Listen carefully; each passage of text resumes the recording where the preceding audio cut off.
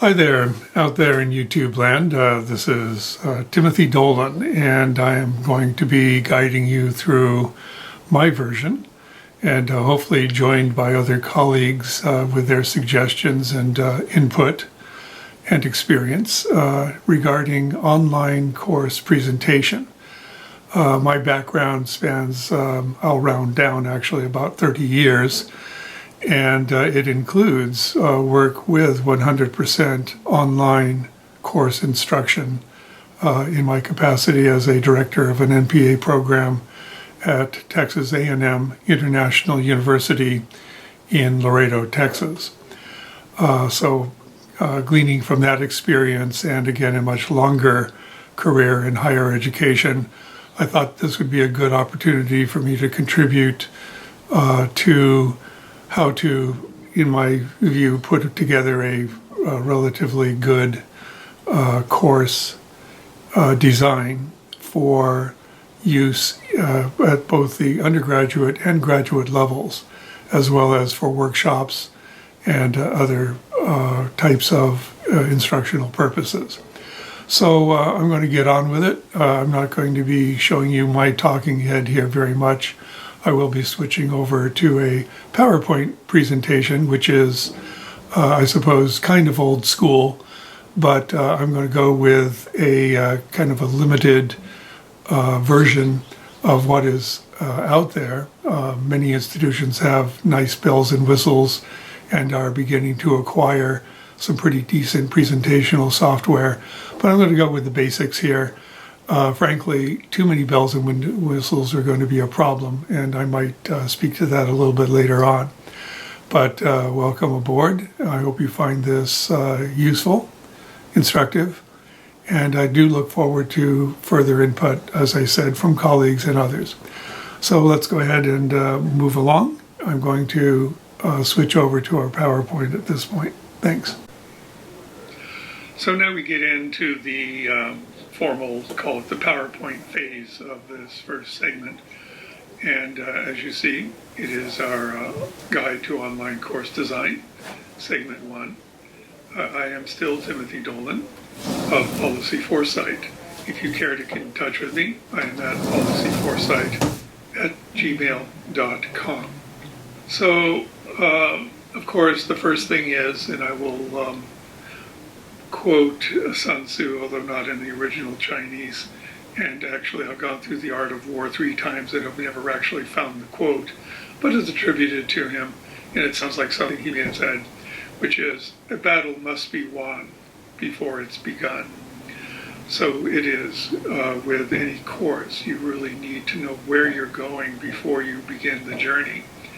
So in that vein, what are your objectives? What are you trying to do within the course? We will cover that.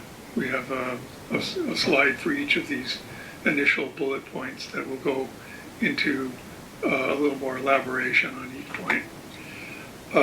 What audience are you instructing?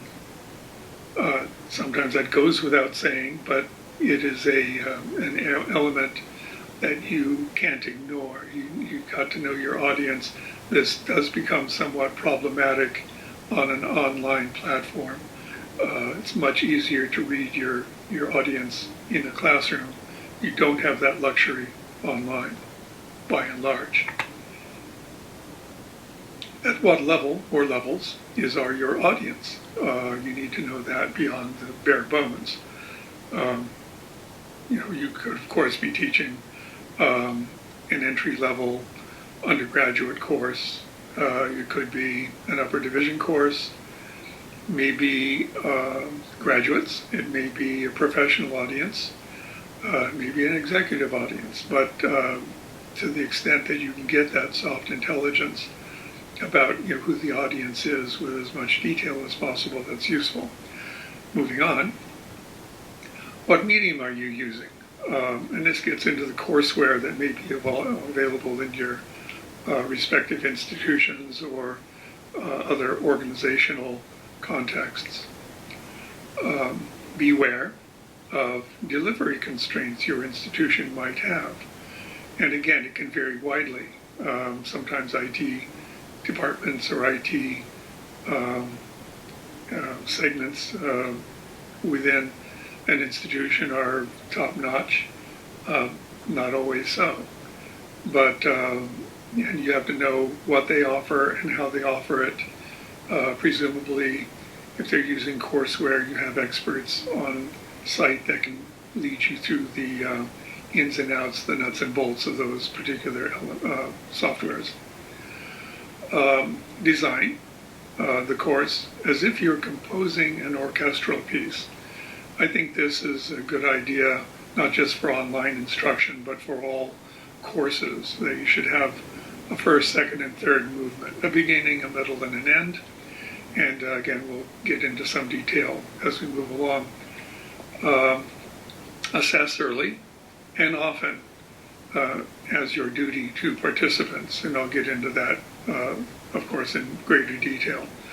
I have 2 bullet points not on this initial page, which deals with pros and cons of online learning from my point of view, and again, I'll just sketch that at the end of this presentation. Get into the objectives. What are your objectives? What are you trying to do within the course? What are the learning outcomes? This is something that, again, many institutions of higher learning and other organizations may incorporate this into the structure of any course offering that they deliver. If they don't, they should. And you should always be very clear with your audience as to what the expectations are within the context of the syllabus. So obviously, your syllabus or your introductory materials should cover this up front. Should be lesson 1 on day 1. Keep your syllabus and or your workshop elements plan in mind throughout. Don't stray from it. It's very easy to do. It's very easy to get distracted or lost or misdirected by other means. But to the extent that you can, really stick to the syllabus. It's just helpful all around. Depending on your institutional guidelines, incorporate a weekly schedule. I found that weekly schedules are a good way to cover material with a bit of flexibility, so that those elements are going to be covered, if not in a single session, then in a subsequent session, presuming, let's say, you have a 2-session a week plan or more. For the elements for that week should be done, and they should be done in a digestible way. Spend time on your assessment tools. Let people know early, let them know often how you're assessing. And you should, again, as part of the preparation, pay close attention to your assessments. And again, we'll get a little bit into greater detail later on this element. Do not stray from your standards. I think we've all had the experience of instructors that are pushovers, that are going to pass people whether they should or not. I'm not going to get into that, into a big rail about this, but I think it's very important that standards be met, that we hold true to that, both in a classroom and, of course, in an online context. You can't simply let things slide, in my view, and then call people competent to go out into the world and claim course competencies that they did not achieve. Editorial over on that regard. What audience are you instructing? Again, this may be very clear. You may assume you know the audience, but take some time, reflect on it. To the extent that you can get to know these people individually, that would be most helpful. One of the perils of online instruction is that sometimes you may be compelled to teach very, very large classes. I personally have a problem with that. Maybe I'm very old school, having taught primarily at the graduate level, where class sizes rarely, if ever, exceeded 25 people. So I do have a bias in this regard. Bless their hearts, I have no idea how people can teach a course, at least at a professional or technical level, to hundreds of people. I just don't get how that happens. And again, my hat's off to those who are able to do that. I know there are strategies for it. I can't call myself an expert in that regard, so I won't even go there and pretend to have expertise in that. You should design the syllabus with varying learning styles in mind. This comes from my own experience. This is a real thing. Learning styles is a real thing. And some people are graphically inclined, some people are highly logical and require or require a great deal of structure. Some people are very good at incorporating written information and then being able to synthesize that into good written and or presentational work. Some people are less so, but they're not less bright. So try to assess and try to carry people with that understanding that learning styles will vary. With that said, I do fall back on the idea of standards. You still have to maintain standards. And if people are just coming in, you can't simply give them the benefit of a doubt for being the warm body and think that they've achieved something simply by showing up. You should go over the syllabus, as I mentioned, on day one, once everyone is online, to the extent that you can do this. And of course, the way that at least university courses are set up, this can be problematic because people will add and drop very early on in any given term, and that becomes an issue. But I think you don't want to waste time. Again, within that first week, you definitely should be over the syllabus, and then encourage those that may come in late to confer with their classmates, even online, as to any questions they had regarding the syllabus. Presumably, lecture material will also be available online for them to review, and again, encourage them to do so. You are encouraged to do an assessment early. And again, this is, to me, course instruction 101. You want to make sure people are sufficiently engaged early enough and able to do the work early enough, particularly in that, what I call that first movement where you are presenting concepts. It's what I call kind of learning the jargon of that particular course element. And you want to have an idea of where they stand within the course so that they may exit gracefully. I think it is most instructors' experience that 90% of your course problems come from your lowest 10% of your participants. And to the extent you can kind of take them out gracefully, I think it's a good way to go. So I think early assessment is useful.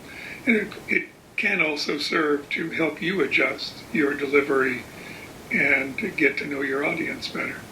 So I would suggest doing that. And again, we can get into a little more detail later on. Does your audience already know key concepts? That's one of the things you should be assessing for, just so that you're not boring them with things they may already know.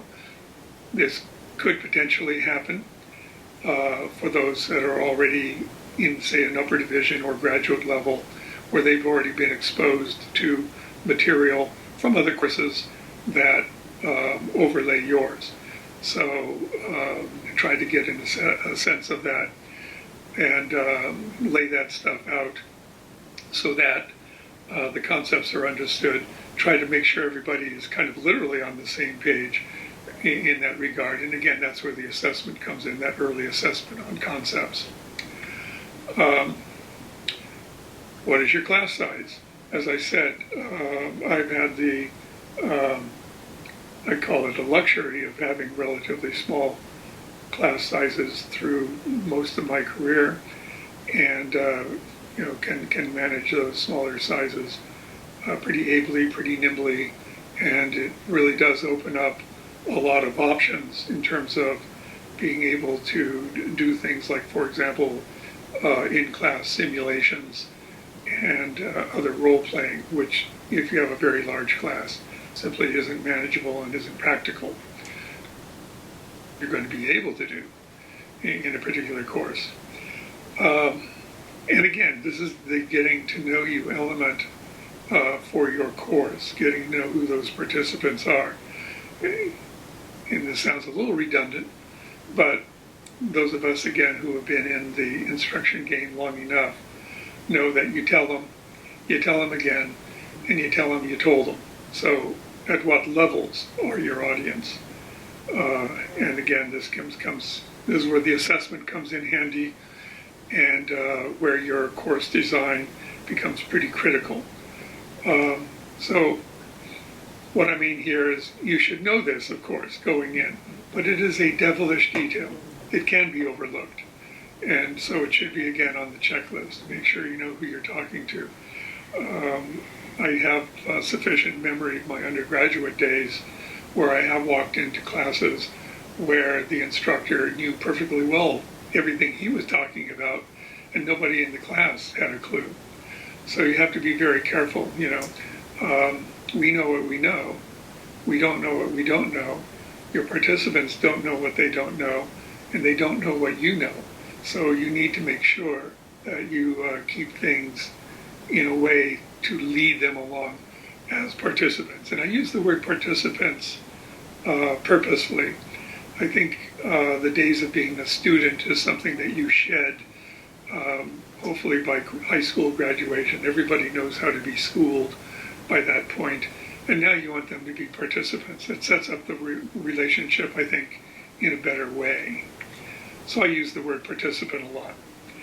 If you have international students with English as a second language, make sure they get the lectures at least with access to the PowerPoints for them to review. I think that's a good thing to do. It doesn't diminish anything. If they need the extra time, it is available to them without having to slow the pace of the course. So you should at least do that. And most courseware makes that available. Make use of multimedia materials, such as TED Talks, relevant podcasts, and even cinematic and visual arts and musical references as appropriate. It's a good way of simply varying the delivery so that you're not the one boring yourself by lecturing on and on about things that can be effectively picked up through these other media. Online courses can incorporate that as well, of course. I always found this very useful, and it kind of gets the learning style. But I think most of us, if we think about it, would agree that image overrides utterance. So the extent that you can incorporate images, you've noticed I've got some images in the background. This is a way of helping to graphically provide a concept and make it more graspable for those, particularly with a graphic sensibility, which in my view, given the rise of visual technologies, is really more common than ever, and the learning style that is most relatable from the Generation X, Millennials, Generation Z, and on to the next rising generations. Beware of delivery constraints your institution might have. It still varies. It's generally good. If you're having to offer things online, you should have the institutional capacity to support that. But that's something, again, you should be getting involved with. In-service workshops and the like to prepare to use the courseware. As I said, I'm fluent in Blackboard. I don't happen to have access to it currently. Echo 360 is something else I've used in online instruction. And there's a whole variety of other things that are out there that are useful, that institutions have picked up and used that and support. So you should be as fluent as you can be and knowledgeable as you can be about what those elements can be to enhance the online experience. Some may insist on using their software exclusively. So you do have that problem. Sometimes it's Blackboard only or nothing. It's Echo 360 or nothing. It is whatever their, perhaps it's a proprietary delivery system. You got to learn it. You got to use it. You aren't given a choice. So just make sure about what those institutional constraints may be. If using YouTube, there may be ads incorporated into a presentation. If you're using music without permission, that tends to be one that, for whatever reason, YouTube will allow you to post, but they may also try to monetize off of your use of music incorporated into a presentation without permission, and there can be some other glitches that way. But that's one to consult with your institution in case there is something that needs to be ironed out in that regard. Images from Google Images is usually okay. Usually okay to grab. Nobody raises a stink about that. And again, you may want to just consult with your institutional authorities on this, just to make sure you don't have a problem with that. You know, you have to be pretty selective and discerning about what you are picking up. You definitely don't want to do a wholesale rip-off of a highly protected image. You know, don't go to Disney and throw on a Mickey Mouse. That could be trouble. They're pretty aggressive about that kind of thing, and they're not the only ones. The generic images, not so much. Take advantage of those trainings offered by your organization. I should really emphasize that, and it should really go without saying, but I'll say it now and then move on. Course design, as if you are composing an orchestral piece. This goes beyond just online instruction. I've already referenced this. You should have a beginning, a middle, and an end to the course. If it's a 15-week semester, 5 weeks on your presentation of concepts, 5 weeks maybe on case studies along those lines, and then hopefully a remaining 5 weeks to either simulation or ways to apply those concepts into the cases and into problem solving. That's sort of a very generic template that you might want to use. It also breaks up the course. So let's get into, you know, my thinking in that regard. And that is, and as I said, a beginning, a middle, and an end. The relative proportions is really up to you and what the material requires. If you're a heavy theory content, the concepts are going to take up a larger proportion. If it's more of a technical set of skills, same thing. You're going to have to go into that, but then maybe your middle section of cases and then application has to be expanded to confirm grasp of those elements. So it varies. It varies from course to course. Move from presenting and grasping concepts. I really think that's very important.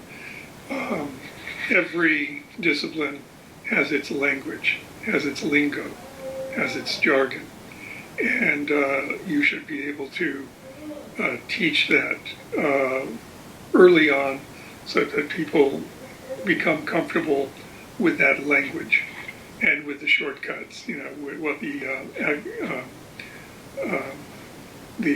abbreviations are going to be, and so that there's no confusion about that later on. You don't want to embarrass people by having them, you know, misspell HTML or something. You move on to cases. I think case studies are very good because particularly closer that you can come to real world situations and situations where things have both worked out and where things have failed. We learn from failures, and certainly there are ample case studies for that.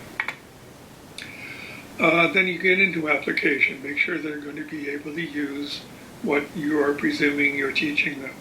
So you should have some application element, in my view, in any kind of coursework, particularly at the advanced levels, absolutely. Each movement, again using the orchestral metaphor, should have a confirming assessment. So make sure that they have learned that jargon, that they know what the acronyms are, and are able to use them intelligently. Make sure that they know what the lessons learned are from a particular case study should be, and how they compare and contrast to other places, either culturally or historically, and then have that confirmed through the appropriate assessment. And then finally, the application phase, that should almost be self-evident, but they should be able to produce something that emulates and confirms that they got what you taught them and they can use it. So again, designing in phases does keep things fresh.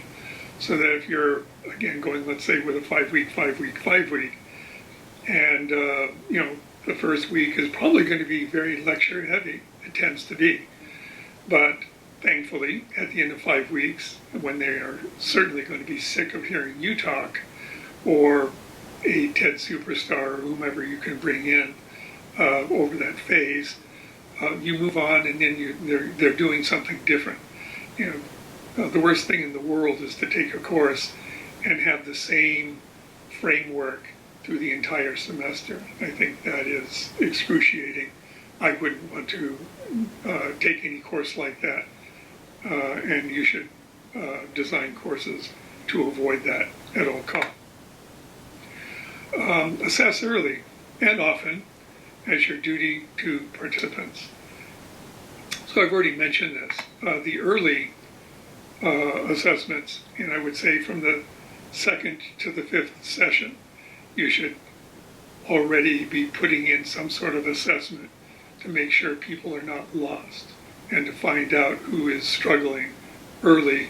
So again, perhaps they can have an early exit. And that would be a graceful way of weeding out, shall I call them, riffraff. Quizzes or short essays work well in this regard. I would use both. I would have a series of quizzes. I would have a series of short essays. And in my design, I don't do extra credit. I have a thing about that. I just don't do it. It's not fair.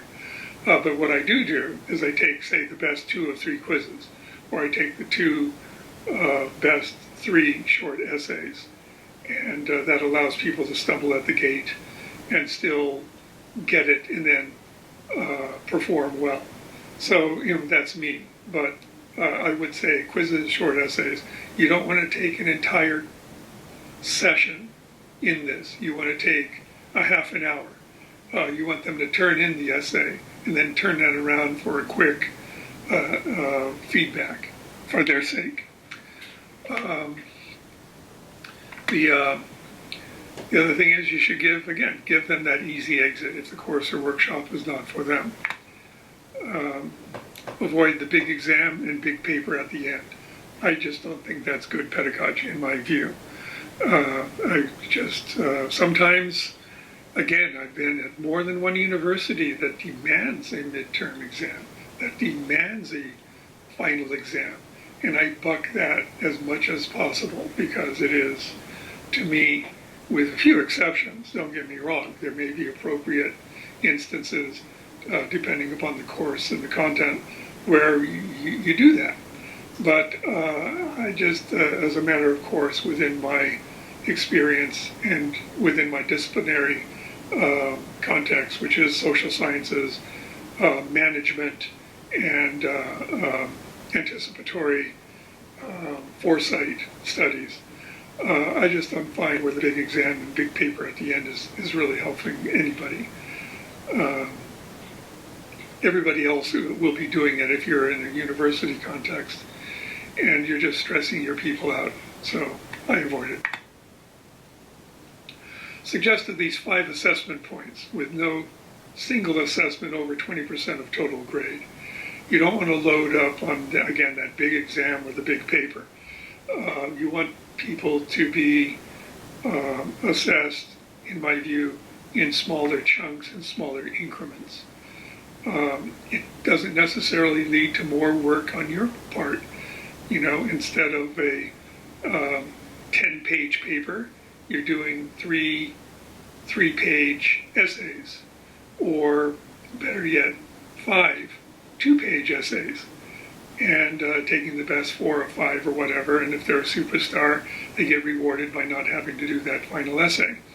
Those things are not too hard to grade, depending upon, again, what content you are setting up within those assignments.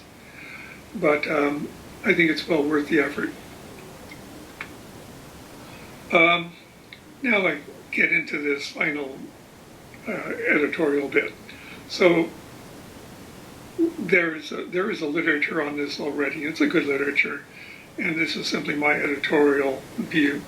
There are pros to online instruction.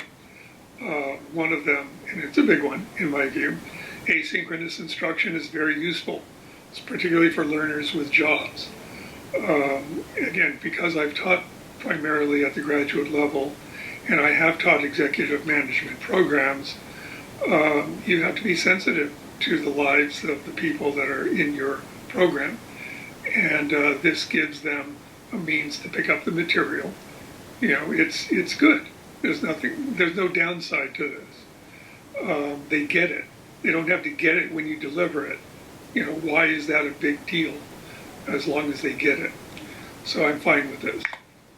I think it's a big plus. And by the way, if it is even in a classroom setting, I will put up the PowerPoints, you know, into an online site for participants to refer back to. Or, you know, if it's a bare bones issue, I'll email them the material. I don't care how they get it. They can get it. Sessions can be reviewed more than once. Again, that's one of the nice things. That's especially good for international non-primary English speakers. So you help to lessen the impact of that potential handicap. Discussions can be encouraged with time for thoughtful framing. Again, you can or don't have to. I think discussions are good. This is one of the downsides of, and I'll get to that as well. But if you have a discussion board, at least people can think.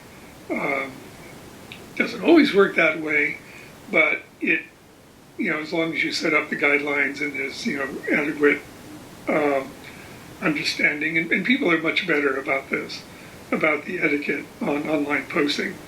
So the discussions will hopefully stay on track and can be monitored with a good result. So when done right, this can happen. Now, there are online instruction cons for sure. And that includes that it is difficult to cultivate a learning community. And that is, to me, unfortunate, because one of the great benefits of a, call it traditional university classroom setting, is that people get to know each other in ways far beyond that virtual context. And you do build relationships, and I think that's a good thing. So that dynamic interaction, it's difficult to impossible. Very, very hard to do. Now, of course, there are courseware where you're online in real time and you can have a back and forth, but it's just not the same. It's usually glitchy, and it can be very, very limited participation. The class size has to be pretty small, I think, for that to work well. Relationship building with the instructor and with fellow participants is very constrained. And I think that's very unfortunate. And again, my experience as a graduate instructor, that mentorship relationship is pretty important as you get into the upper levels of higher education. And that is lost when you're doing this material online, in my view. I haven't quite figured out how to surmount that. I don't know if anybody else. Suggestions are welcomed. And now something very wordy to wrap it up. Long-term concentration of instruction into the hands of superstar instructors, potentially devolving into an all-great lecture interview with limited discussion, or discussion limited to comments. It's kind of the TED model, with no actual skill acquisition. I think that's a real problem. And sometimes, depending upon the material, very difficult to know if they got it and they can use it. So that becomes highly problematic. I can think of, for example, methodology courses. This becomes highly problematic in my view. There are ways that you can get around it, but it's really hard. So there we go. I'm going to kind of wrap this up. I've already prattled on much longer than I intended to, but I think that this is a good start, and I hope you find it useful. I really am looking for comments and for contributions. I intend to be continuing this series beyond this episode. So, hopefully you'll encourage me, not discourage me. Hopefully things will get better as we move along and get into that nitty-gritty of online instruction, its promises and perils. So with that, this is Timothy Dolman. I'm going to sign off now.